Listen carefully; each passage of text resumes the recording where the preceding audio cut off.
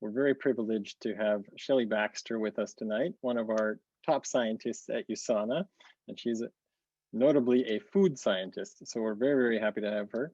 And we are going to be speaking on the subject of intuitive eating. Sounds simple enough, right? But what if my body's telling me to down a pound of chocolate covered peanuts? You know, is that? So we're going to address that subject tonight. And I think it's a very, very pertinent subject with all of us at home with the pandemic. And to help us introduce Shelli tonight, we've invited my friend Carol Tang. She's from Vancouver, right? Yes. Yes, you're right. Yes. From Burnaby. So we're very, very happy to have Carol with us tonight as a co-host. Carol, would you like to take it away?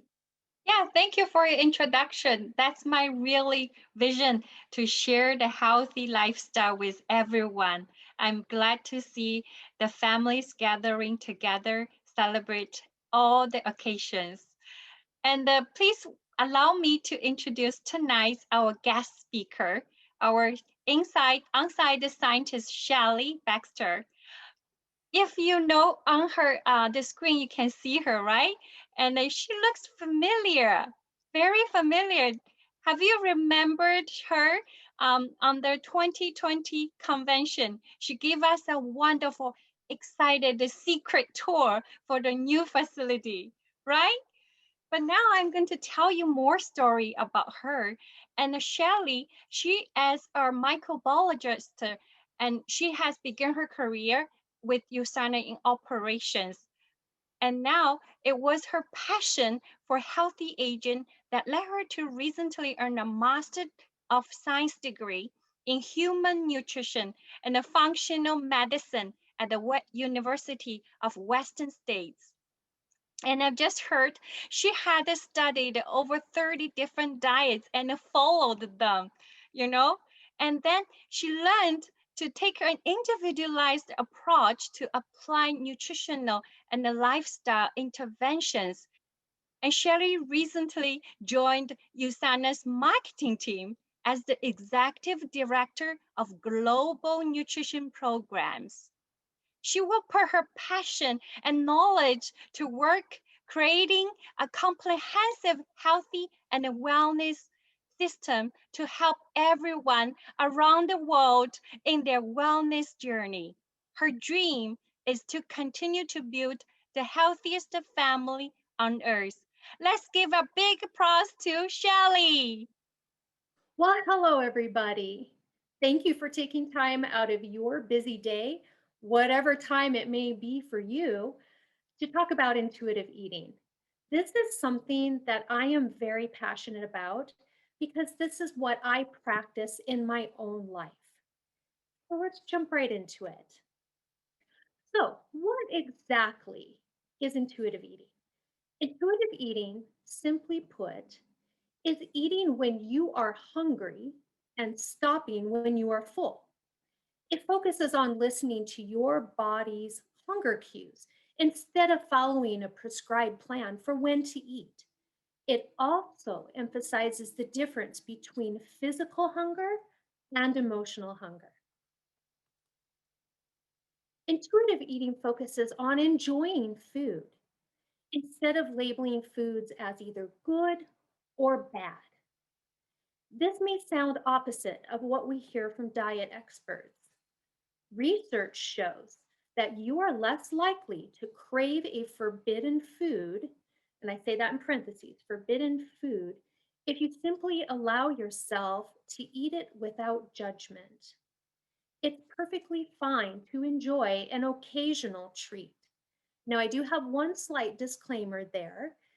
This may not apply to persons who are following a prescribed diet from their healthcare practitioner for health reasons.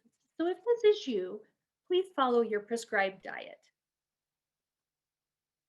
Intuitive eating also encourages body positivity by recognizing just how beautiful and capable your body is right now instead of feeling critical about it. Now, we were all born intuitive eaters. Think about babies. Babies cry when they're hungry. And then when they're full, they turn their heads away to let you know. Picture a toddler. They're intuitive eating pros. They refuse to eat their lunch, and then an hour later, they're complaining that they're hungry. Or they ask for more food, they take one bite, and then they don't finish the rest. Does this sound familiar? This behavior can be very frustrating to parents. I have 5 children of my own, and I recall feeling frustrated many, many times. However, when you examine this behavior in toddlers, you'll see that it's intuitive eating in action. So, in order for us adults to return to intuitive eating, we need to get back in touch with that toddler inside each of us. So, to summarize, there are many benefits to intuitive eating. Intuitive eating fosters a healthy, positive relationship with food. Intuitive eating promotes a positive body image. Intuitive eating encourages mindful eating. When researchers looked at data from over 24 cross sectional studies with that involved over 10,000 adults of all ages, all genders, all cultures, all ethnicities, they found that intuitive eating was associated with a more positive body image, better emotional function, and less disordered eating and dieting practices. So, how do we practice intuitive eating? Well, eating intuitively relies on listening to your body's hunger and satiety cues.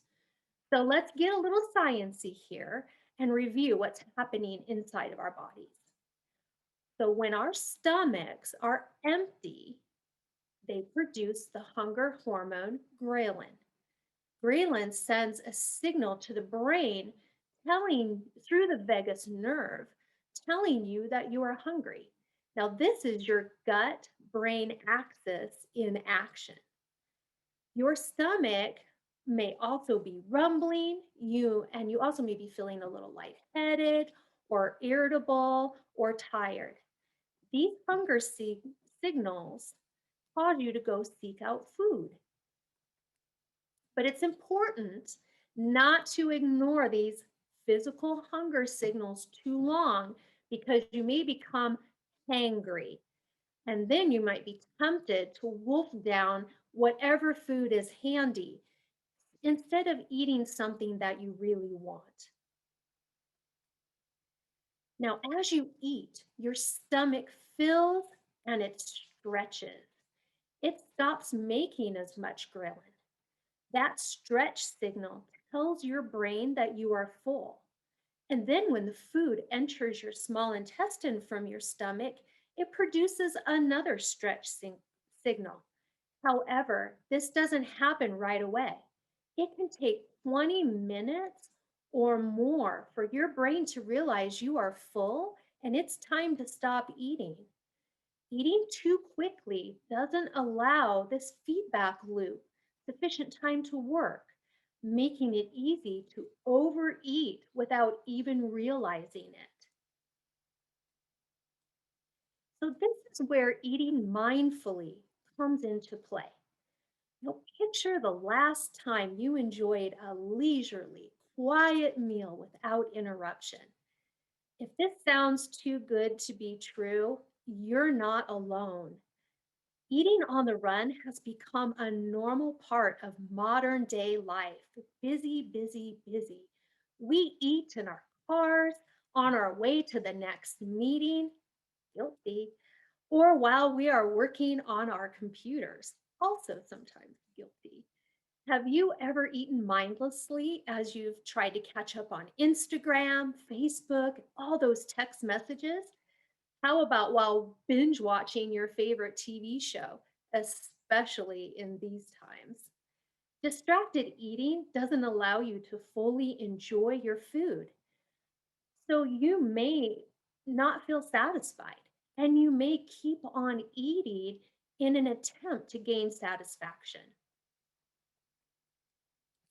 Mindful eating is the practice of fully focusing on your food as you eat. So try sitting down at a clutter free table. Put away those technology devices. Turn off that TV. Take a few minutes to arrange your food pleasantly. Then engage all your senses. Notice how your food looks. How does it smell? How does it taste? Notice how it even feels as you're chewing it and how it sounds. Savor each bite you take without feeling any guilt. Chew slowly and pace yourself. Try to make your meal last at least 20 minutes so your body has time to produce those fullness signals. Before you help yourself to seconds or even dessert, ask yourself, am I really still hungry? Lastly, if you are experiencing emotional hunger, then honor your feelings without food by meditating, journaling, taking a walk, or calling a friend. Emotional hunger is usually a sudden craving for a comforting food in response to your feelings, such as stress or sadness. Here are two examples of individuals that illustrate the difference between simply enjoying a treat and responding to emotional hunger.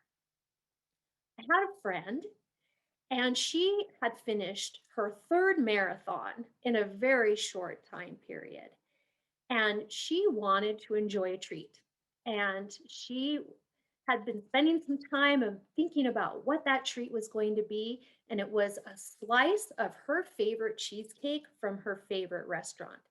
So when she finished that third marathon, she went to that restaurant, she bought that piece of cheesecake, and then she enjoyed every single bite. That's somebody who is enjoying an occasional treat. Now contrast that with this other example. I have a friend and she lives alone and doesn't have a partner, and it was her birthday. And her grown children, they forgot to call her and wish her a happy birthday. And she was feeling really sad. So she went to the store and she bought her favorite cake and she took it home. And then she ate almost the entire cake. And she came and talked to me and she felt really bad about eating the cake. And I said, well, you know, what kind of cake was it? And she said, oh, it was my favorite cake. It was a German chocolate cake. I said, wow, did you enjoy it at least? And she said, no, I, I don't even remember what it tasted like. And I don't think it tasted very good. And it didn't make me feel very happy. That is an example of emotional hunger. So, intuitive eating, to sum it up, is instinctive. We know best what our bodies need, but we may have just lost touch with the cues because we just haven't been listening to them. So, this is the time to channel your inner toddler and trust your own body. Thank you for joining me tonight in this webinar on intuitive eating. This has been a real privilege to speak to you about this subject. And this webinar series has just been an amazing series. I watched all three presentations, and it's an absolute honor to wrap this series up with this presentation on intuitive eating. So enjoy the rest of your day, and thank you. All Oh, thank right. you, Well, Shelly. Shelli, that was amazing. It That was was like, really, really good. Eh, go ahead, Carol. all right, I read some articles, but your clearly explanation and with your examples, it makes more sense how we make decisions when we face carvings or eating, There are so many questions coming from the chat box and the Q&A. May I ask you some questions? I'm going to Certainly. pick, okay, the first one. So it says, everything is fast right now and life needs, to be 5G and supercharged or express, right? We line up for coffee even. So how can intuitive eating help us with weight management? We sit at home a lot right now. That is so true. Well, intuitive eating can help with weight management by preventing overeating, as we talked about earlier. So, when we take the time to eat more slowly and allow our bodies to produce that signal that says that we're finished eating, then that prevents us from overeating. And also, when we pay attention to what we're eating and we get satisfaction from what we're eating, that also prevents us from overeating. So, intuitive eating is a really great way to help manage weight. I will definitely try it. Chew it slowly and enjoy each bite. So there's another question. It's here. It says, if we eat like toddlers and listen to our bodies, does it mean to eat any food at any time when we feel hungry? Or how can we know when is our real hunger point? Oh, that's a great question. That's a two-part question. So, when we eat like a toddler, does that mean we can eat anything we want when we're feeling hungry? Oh, how I wish that were the case. However, intuitive eating is not really a license to eat whatever you want. We all know that eating whole foods instead of processed foods is better for us. And we should focus on eating whole foods, foods that Mhm. are high in protein, healthy fats, and fiber, because those are the foods that will fill us up and keep us feeling fuller longer. So we should be focusing on whole foods. That said, again, I go back to it's okay to have an occasional treat. And then I believe the second part of that question was, how do I know when I've reached my physical hunger point? Well, now, physical hunger comes on more gradually. You may notice, oh, I think I'm feeling a little bit hungry. And then it gets stronger and stronger. And physical hunger, it doesn't make you crave a comfort food. It makes you think about eating. I want to eat something healthy so that I can feel full.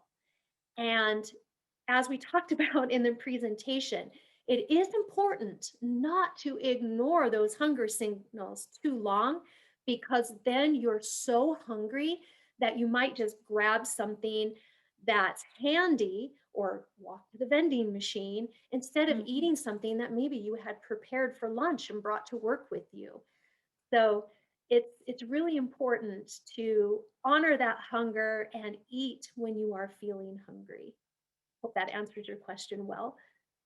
Yes, I'm sure it is. I will pass this information to my husband and check our shopping list, make it more whole food, right? So it's a life practice, but day by day, I'm sure we're all improving our health habits. And there is another question. Yes, Sanavi does that too with a lot of whole food. Thank you. I love it, Nikki. Yes, and might I add, it's really hard to overeat when you're eating good, nutritious whole foods. It keeps longer, full satisfaction, right? So, Yeah. and there's another question. Probably this is our today's webinar's last question. So, Shirley, it's a long question. Are you ready? Okay. All right. So, as you mentioned, it takes about 20 minutes or longer even for our brain to realize, oh, we are full. And so eating slowly can allow this feedback to loop enough time to work. So whenever the occasion, like we take out our more time to eat more at a, like a family gatherings like you know, Chinese New Year or birthday or potluck sometimes. Like for me, I like to eat hot pot. You know, we do take longer time to enjoy all the foods, and especially the time with friends and families. This is the most important part for us. But how can we, you know, enjoy the meal time together, but use the sorry, intuitive eating here, so not overeating during the hot pot time or gathering time? Well, I really love that you're describing having dinner with your family. It's everybody's circumstances are different, but intuitive eating is a little easier to practice when you actually eat with someone else because you're automatically slowing down, you're having a conversation, you're enjoying each other's company as well as the food that you're eating. So while you're enjoying each other's company, do take some time to listen to your own body, and is it telling you that you're full? And maybe that's just taking forkfuls of food um, more slowly, like chewing and slowly, putting your fork down, picking it up, having another forkful. Or when you're finished eating, like I know a hot pot can go on and on and on. I love hot pot. When you do realize, hey, I'm full, maybe you can just take your hot pot fork and just put it down and then just continue enjoying spending time with those that you're dining with. Yeah, awesome. So we will prepare that, you know, especially during the cold winter time. But thank you so much, Shelly, for your knowledge and the really practical the life skills we should implement to our daily life. And so, do you have any more questions, John? You know, I have one more question for the audience, but first of all, I'd just love to thank Shelli one more time and thank my co-host Carol. Thank you, Carol, for your participation as well and your story, especially. It's such an inspiration. Um, so, Shelli, when you were describing, you know, some of the processes, or just talking about food in general, and even how to consume it, I guess I'm conditioned. You know, I think humans are conditioned that way. We talk food, we smell food, and it was a very interesting experience. I have banana bread in front of me, so I started smelling the banana bread more, you know, and I'm like, oh, well, at the end of this call, I'm going to really enjoy this food, you know. But the question I have for the audience, what I'm going to be applying right away from this is to find a healthy distraction, right? Whenever I'm feeling like eating my emotions, I need to just divert that energy into something else. That's what I need to practice. What will you be applying immediately after this call? That is my question to the audience. You can reply in the chat as we're wrapping up, but I wanted to leave you with that question and let you think about it a little bit. And the important thing about attending a webinar like this or series like this is to come out of it with something and an actionable item. So please define that actionable item for yourself and apply it. Thank you so much for attending, and I'm sure it won't be the last of our health webinars. So stay tuned.